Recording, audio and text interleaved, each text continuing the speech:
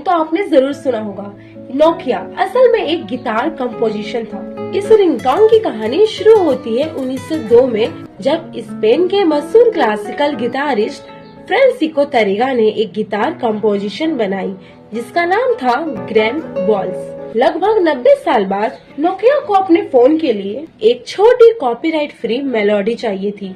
Nokia ने grand walls से सिर्फ कुछ नोट्स लिए और वही बन गई नोकिया ट्यून। शुरुआत में इसका नाम था ग्रैंडे वॉल्स, लेकिन 1998 में नोकिया ने इसका ऑफिशियल नेम नोकिया ट्यून रख दिया। एक वक्त ऐसा था जब ये रिंगटोन हर सेकंड 1000 बार दुनिया भर में बजती थी।